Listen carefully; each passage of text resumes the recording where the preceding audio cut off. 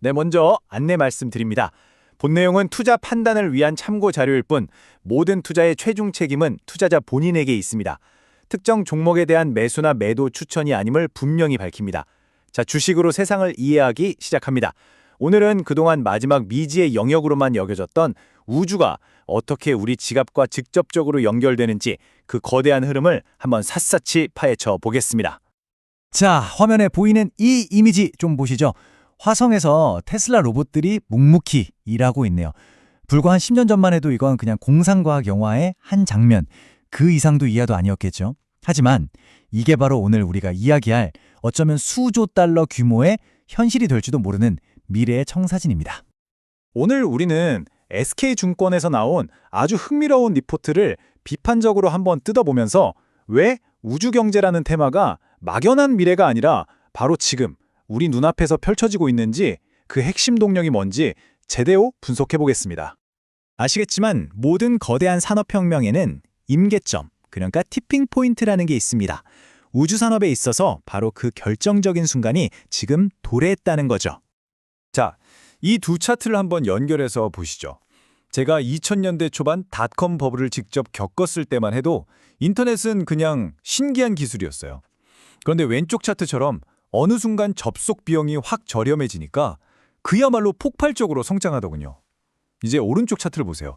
스페이스X 덕분에 우주 발사 비용이 말 그대로 절벽처럼 떨어졌습니다. 인터넷이 그랬던 것처럼 우주로 가는 길이 싸지면서 완전히 새로운 판이 열리고 있는 겁니다. 핵심은 바로 이겁니다. 재사용 로켓 기술 덕분에 발사 비용이 과거의 10분의 1로 줄었어요. 근데 이게 끝이 아니죠. 스타쉽이 본격적으로 상용화되면 여기서 또다시 10분의 1로 줄어들 가능성이 있습니다. 이건 뭐 단순한 원가 절감 수준이 아니라 비용 구조 자체가 완전히 파괴되고 있는 겁니다. 혁명이죠. 이런 비용 혁명은 당연히 우주 경쟁의 주도권이 누구에게 있는지를 완전히 뒤바꿔 놓았습니다. 한번 보실까요? 이게 바로 올드 스페이스 시대입니다. 냉전의 산물이었죠. 국가의 자존심을 걸고 사실상 밑빠진 독에 물 붓기식으로 정부 예산을 쏟아부었습니다. 다시 말해서 경제 논리가 아니라 철저히 정치 논리로 움직이는 거대한 비용 덩어리, 그 이상도 이하도 아니었던 거죠. 자, 그럼 지금은 어떨까요? 이 도넛 차트를 보시면 확 와닿으실 겁니다. 오늘날 우주 경제의 거의 80%가 민간 상업 분야에서 나옵니다. 이게 바로 뉴 스페이스 시대의 본질이죠. 더 이상 국기 싸움이 아니라 철저히 수익을 위한 비즈니스의 장이 된 겁니다. 좋습니다. 이제 판이 바뀌었다는 건 알겠어요. 그럼 진짜 돈은 어디서 벌리고 있을까요? 아마 여러분이 막연하게 생각하는 것과는 조금 다를 수 있습니다.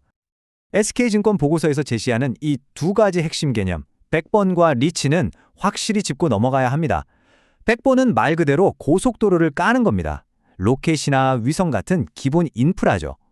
반면에 리치는 그 고속도로 위를 달리는 수많은 물류트럭, 휴게소, 광고판 같은 서비스들을 의미합니다. 데이터를 분석하고 통신 서비스를 제공하는 것들이요. 이 차트에서 저기 보이는 빨간색 막대에 주목해 주십시오. 백본, 즉 인프라를 까는 것도 물론 중요합니다만 기하급수적인 성장은 바로 리치에서 나옵니다. 우주 기술이 가능하게 만든 데이터와 서비스, 여기가 진짜 기회의 땅이라는 거죠. 사실 이건 모든 기술혁명에서 반복되는 아주 익숙한 패턴입니다.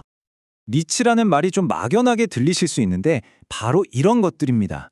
지금 당장 오지에서도 인터넷을 가능하게 하는 스타링크, 인공위성으로 날씨를 예측해서 최적의 파종 시기를 알려주는 정밀 농업, 그리고 좀 더 나아가면 언젠가 우리도 경험할지 모를 우주관광이나 화성 탐사를 위한 택배 서비스까지 정말 상상하는 모든 것이 비즈니스가 되는 겁니다.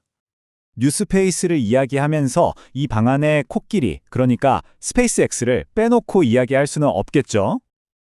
스페이스X가 만약 상장을 한다면 이건 정말 엄청난 촉매제가 될 겁니다. 왜냐? 시장이 우주 기업들을 더 이상 굴뚝 산업의 제조업체로 보는 게 아니라 어마어마한 잠재력을 가진 기술 플랫폼 기업으로 평가하게 만드는 결정적인 계기가 될 것이기 때문이죠. 바로 이겁니다.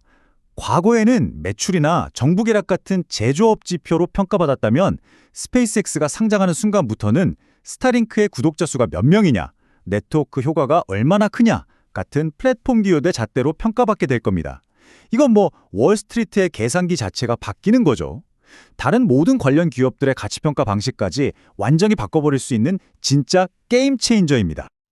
자, 이제 이 거대한 이야기를 우리 계절하는 아주 현실적인 문제로 가져와 보죠. 평범한 투자자로서 우리가 어떻게 이 테마에 접근해야 할지 그 전략을 한번 짜보겠습니다. 이게 단순히 먼 미래의 꿈 같은 이야기만은 아닙니다. 이 차트를 보시면 S&P 우주 관련 지수는 이미 시장 평균 수익률을 훨씬 웃돌고 있습니다. 소위 말하는 스마트 머니는 벌써 움직이기 시작했다는 아주 분명한 신호죠. 물론 국내에도 잠재력 있는 기업들이 있습니다. 보고서를 바탕으로 가치 사슬별로 한번 정리해봤는데요. 발사체 같은 백본에 투자할 것인가, 아니면 위성 데이터를 활용하는 리치 기업에 투자할 것인가, 이 표를 보시면서 본인의 투자 성향에 맞는 플레이어가 누군지 찾아보는 것도 아주 좋은 전략이 될 겁니다. 하지만 이건 꼭 명심해야 합니다. 이 섹터의 변동성은 제 사춘기 시절 아들 녀석 마음보다 더 알 수가 없더군요. 엄청난 기회에는 그만큼 엄청난 리스크가 따르는 법입니다. 한 종목에 모든 것을 걸지 마시고 분산 투자를 통해 리스크를 관리하는 것. 이것이 이 새로운 개척지에서 살아남는 첫 번째, 그리고 가장 중요한 규칙입니다. 마지막 개척지가 이제 막 문을 열었습니다. 오늘 우리는 발사 비용의 혁신이 어떻게 새로운 우주 시대를 열었는지, 그리고 진짜 돈의 흐름이 인프라를 넘어 서비스로 향하고 있다는 점을 확인했습니다. 결국 질문은 더 이상 우주 시대가 올까가 아니라 우리는 이 거대한 흐름에 어디에 서 있을 것인가입니다. 구독과 좋아요, 알림 설정으로 다음 시장 분석도 놓치지 마십시오. 이상 주식으로 세상을 이해하기였습니다.